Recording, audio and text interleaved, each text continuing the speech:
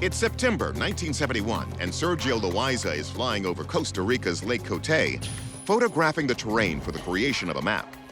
But once he lands and begins developing the pictures, one snapshot captures something at 10,000 feet that appears to be extraterrestrial. Take a closer look. At the edge of the frame, above the lake, is a shiny disc-like object bearing a striking resemblance to the quintessential flying saucer.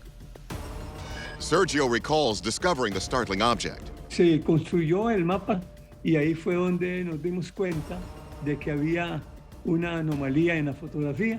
Se la llevamos al director, quien prácticamente nos prohibió hablar del tema. The photo was examined by researchers who deemed it authentic. But it wasn't until 2021 when attorney and UFO enthusiast Esteban Carranza got a hold of the photo that the story got really interesting. My uncle, he managed to obtain a copy of the negative. And I say, aha, I gotta find a way to produce a really high quality scan. What it is, we don't know, but we know it's real. And that's where we need serious scientific and open analysis. Esteban releases the photo on Twitter, and the internet explodes.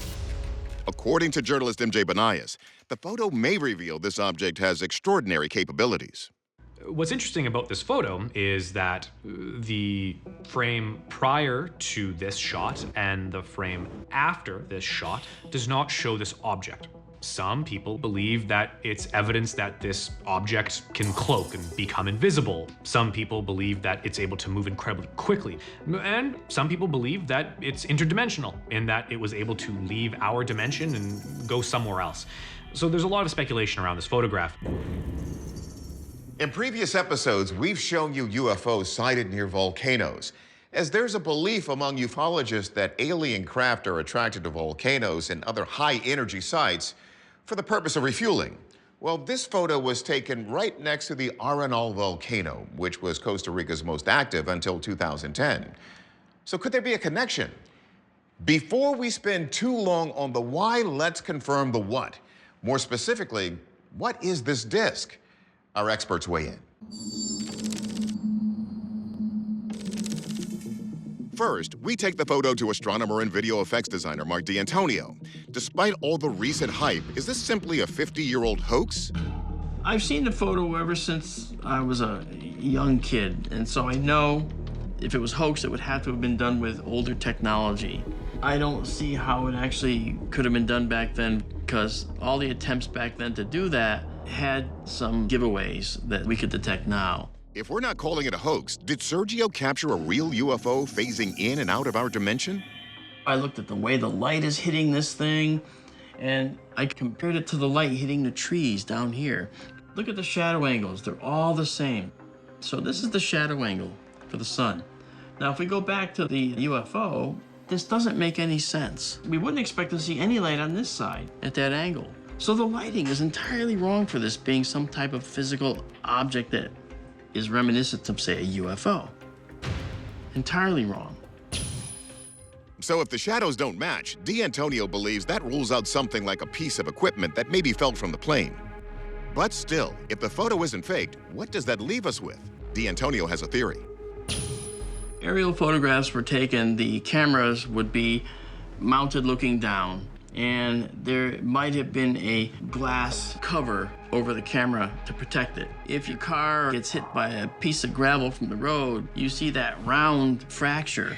Just like a chip in a car windshield, D'Antonio believes something may have struck the glass of the camera housing underneath the plane. But he admits his theory doesn't address one of the central mysteries in this case. A conical piece of glass that's been fractured matches this object. But I can't explain why they don't appear in the next photo frame. I would expect they would appear on many frames, but only one frame, that's a mystery. Next, we turn to astrophotographer Andrew McCarthy. The photograph in question here was captured at a focal length of about 150 millimeters, focal ratio f5.6. Since we know that the object was in focus, and the ground was also in focus, the minimal distance to that object from the plane had to be over 640 feet. So it's something huge that happened to be passing under the aircraft at that time. By McCarthy's calculations, this object would be at a minimum 48 feet long. If it's further away, it could be even bigger. So we have a large craft that only appears in one photo out of 3 taken seconds apart, meaning it must be capable of traveling at fast speeds. Could this simply be a conventional aircraft? This was captured in 1971, long before any kind of drone existed. A helicopter or an airplane wouldn't have looked like this. So we can really easily rule out most existing aircraft at that time. For McCarthy, the lack of any conventional identifiable marks leaves him with only one conclusion. It's very rare I come across a photo that I can't easily explain away. And I think what we have here is a genuine unidentified flying object.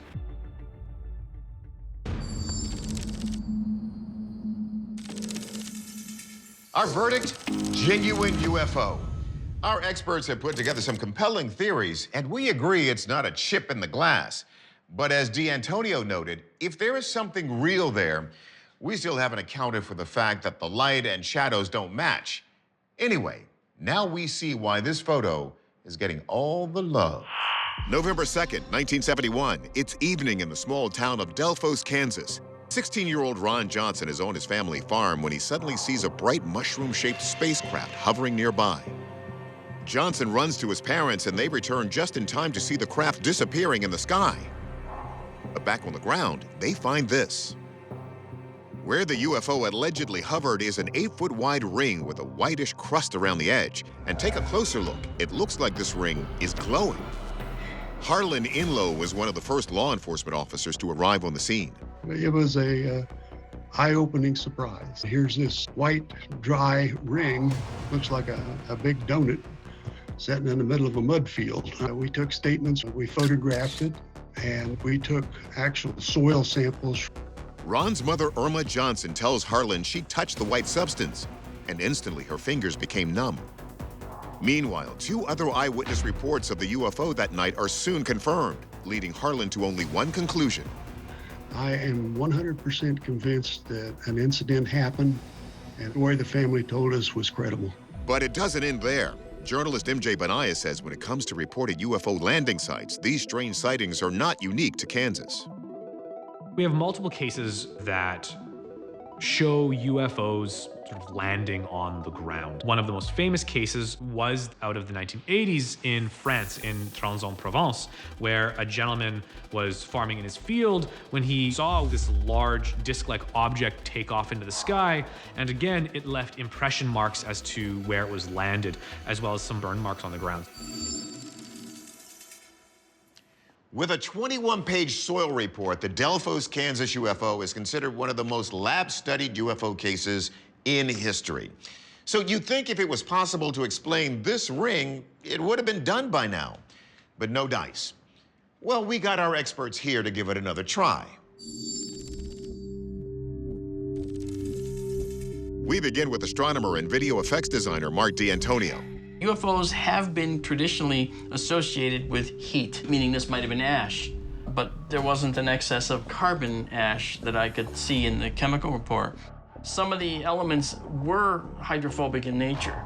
It's that hydrophobicity that tells physicist Dr. Matthew Shadagas something's up. The term hydrophobic means water repellent. Most soil really needs water. That's how plants grow. This photo taken of the Delphos soil sample about 20 years after the incident shows a drop of water repelling off it. So there seems to be something amiss in the soil, but is it really glowing? D'Antonio thinks there's an explanation in the camera. It looks brighter on the film precisely because it's a brighter soil compared to the darker soil, and the camera tries to balance the light. But Shadagas says a camera artifact doesn't explain further research from the soil report. We have physical deposited evidence that the samples still have the same glowing property today, which is absolutely mind-blowing to me. The evidence is leaning alien, but geologist Dr. Bob Anderson thinks what we're looking at is natural, a mix of an unknown organism and water creating a froth of bacteria. I realize that this area is pretty conducive to this kind of thing, so I don't believe it has anything to do with the UFO. I think it's a natural phenomena of groundwater interaction in biology. It's a gas that's being released by that bacteria. But what about the numbness in the mother's hand? Dr. Anderson thinks he can explain that too. The mother got her hand burnt a little bit by touching that ring. That usually happens if you have an acid. It wouldn't surprise me that something got into the groundwater. My gut feeling is that there was something buried in that area that was man-made chemical, which would not show up on those 1970 soil surveys. But still, why the ring shape? Dr. Shadagas points to another popular theory that we're looking at a so-called fairy ring. They're typically formed by fungus feeding on decomposing matter in the soil. The fungus then grows from the center outwards to form a ring. Fairy rings are also known to have a hydrophobic effect on the soil. So this does appear to be a partial explanation that knocks out one or two features, but doesn't seem to fit the entire story.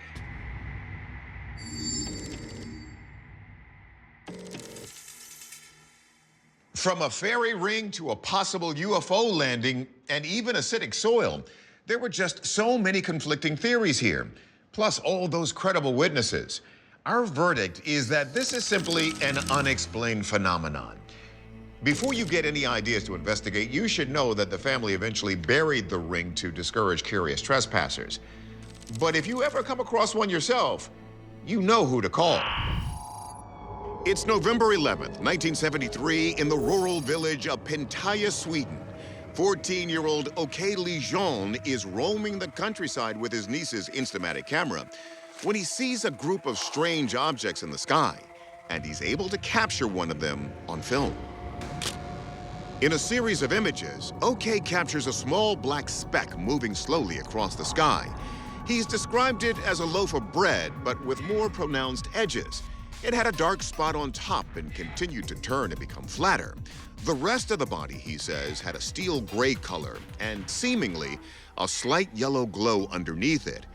And all of a sudden, a triangular object ejects from the loaf UFO. As Åke would later illustrate, the triangular craft flies much faster in an arched motion underneath the loaf and in the opposite direction. Åke claims it was a silver-white color and seemed like it was glowing. Author and historian Amy Title says Åke's incident wasn't as isolated as it may seem. This sighting ties in with a large number of triangular-shaped UFO sightings in Sweden in the early 1970s. In the summer of 1970, triangular phenomena were seen and photographed over Jämtland. A triangular object was also seen and followed by a Lansen aircraft in June of 1971. But out of all of these, Åke's sighting in particular drew special attention from Sweden's burgeoning UFO community. Åke's case was thoroughly investigated by Gothenburg's Information Center for Unidentified Flying Objects. Their member magazine was known for its meticulous investigation of aerial phenomena. The investigation revealed that the negatives hadn't been tampered with. The images were authentic, and the UFO was a genuine mystery. In the 50 years since, ufologists have spent decades trying to figure out what Åke saw. Because the sighting was in such a remote location, it's very possible that what Åke saw was actually a secret military aircraft being tested. Other militaries have also tested their aircraft in the same region above the Norwegian Sea. It's possible that what this is actually a Russian aircraft. Åke is 14 years old when this happened, so it's also possible that Åke didn't understand what he saw. Or it's possible Åke saw something more mysterious and we don't know what it is. What is so compelling about these blurry photos that we're still talking about them 50 years later? Let's look at the loaf of bread photos first. Each one is a bit different. The lighting is different. The coloring is different. You'd expect to see some of that in a moving object. And then there's the triangle image here. Much harder edges, more aerodynamic, almost more menacing. Let's see how our experts take on this 50-year mystery. First, we asked Rich Hoffman of the Scientific Coalition for UAP Studies if Åke could have stumbled upon a remote test by a secret military aircraft. He's uncertain if we're looking at a human aircraft at all. You can't really make out any kind of propulsion, no engines, nothing that's keeping it up in the air. It's the lack of clarity on the actual photos that makes it very hard for us to determine anything about it. One thing that could add clarity to the grainy photos is this collection of sketches from the witness himself. Some have pointed out that the triangular silhouette and the triangle craft he drew both resembled the Saab 37 Viggen jet, a Swedish combat aircraft developed in the 1960s. And that could have explained this triangular-shaped object if they were flying around in that area that was very much a double delta-winged aircraft, very much like this. But that wouldn't explain the object's ability to morph into different shapes, as shown by both OK's drawings and photos. Could we be looking at a speck of dust inside the camera? Well, those would create the same shape of artifact on each photo, and in these images, the object is clearly changing shape. So maybe the speck was something like a gnat that was so close to the camera that it appeared out of focus. But our photo expert, Andrew McCarthy, doesn't think so. OK was using an Instamatic, which was a very popular point-and-shoot film camera at the time.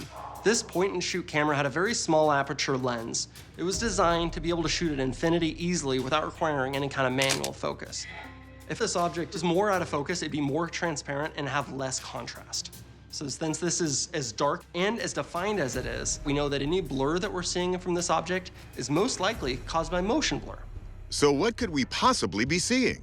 While I don't think these photos are a hoax, there is no plausible explanation for them. We have no explanation for why this loaf-shaped UFO just hovered for a few minutes and why this triangular-shaped UFO was ejected from it. There's just not enough information in this story to make a conclusion.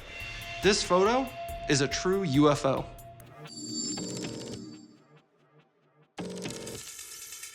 Our verdict? We're calling this a genuine UFO.